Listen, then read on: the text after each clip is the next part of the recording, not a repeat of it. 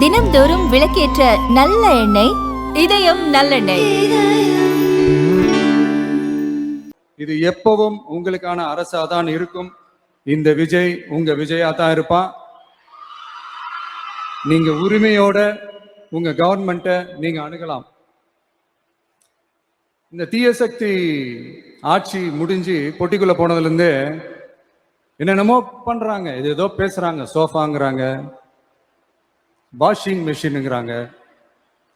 இந்த அரசியல் வியாபாரம் பண்றதுக்கான அந்த வெண்டிங் மெஷினே அவங்க தான். யாரு? இந்த திமுக. இதுல நம்மளை பார்த்து வாஷிங் மெஷினுங்கிறாங்க. எலெக்ஷன்ல ஓட்டுக்கு காசு கொடுக்கிற அந்த கலாச்சாரத்தை, அந்த கல்ச்சரை அடிச்சு நொறுக்கி இருக்கிறோம். எலெக்ஷன்லயே அப்படி வேலை பார்த்த நமக்கு எதுக்கு இந்த குதிரை, கழுதை, ஒட்டக பேரம் எல்லாம்? மக்களின் பக்கம் அப்படி இருக்கும்போது நமக்கு எதுக்கு இந்த பேரம் எல்லாம்?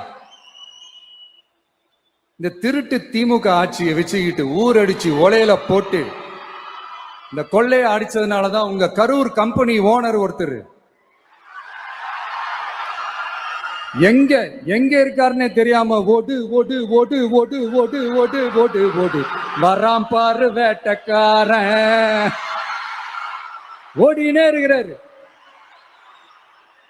இன்னொருத்தர் ஃபாரின்ல போய் ஒளிஞ்சுக்கிட்டாரு. ஃபாரின் ஸ்டாலின் சார் நினைச்சிட்டு போறீங்க. அவர் இல்ல. எனக்கு எப்பவுமே ஸ்டாலின் சார் மேல ஒரு தனி பாசம் ஒண்ணு உண்டு. அவர் கிடையாது, இவர் வேற. சிங்கப்பூருக்கு செக்கப்புக்கு போனார்ல அவரு. இன்னும் தோண்ட எத்தனை பேர் மாட்ட போறாங்களோ தெரியல.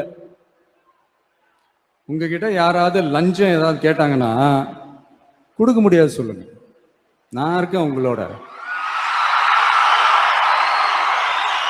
அப்படியே யாராவது ஃபோர்ஸ் பண்ணாங்கன்னா இது எங்க மகன், எங்க புள்ள, எங்க அண்ணன், எங்க தம்பி, எங்க விஜய், எங்க விஜயோட ஆட்சின்னு ஸ்ட்ராங்கா சொல்லுங்க.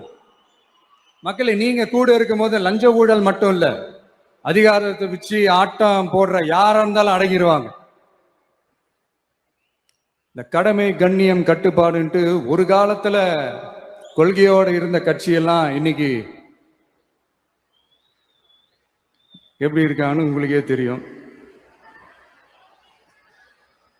அதாவது இந்த டிவிகே கட்சியோட தலைவரை எதிர்க்கிறதுல ஒரு நியாயம் இருக்கு. ஏன்னா உங்க பொழப்புல மண்ணள்ளி போட்டான். என்ன இந்த ஊழல் லஞ்சம்லாம் பண்ண மாட்டேன்னு சொல்லி உங்க அரசியலையே ஒரு தெருமுனைக்கு கொண்டாந்து விட்டான். மக்கள் வேற அவனை தான் நம்புறாங்க.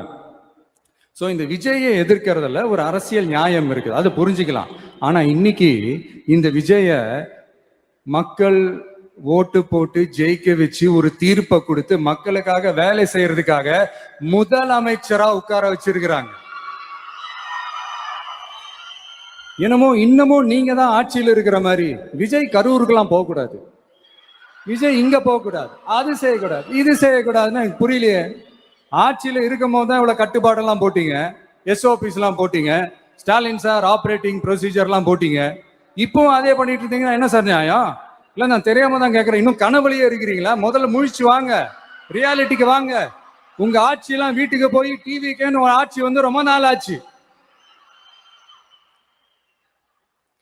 ஒழுங்கா படி என்று சுப்ரீம் கோர்ட் ஓங்கி மண்டேலியே நறுக்கு நறுக்கு நறுக்கு என்று செம்மட்டியாலே அடிச்சும் இந்த திமுக முழிச்சுக்கல அப்படின்னா அப்ப கொஞ்சம் கஷ்டம்தான்.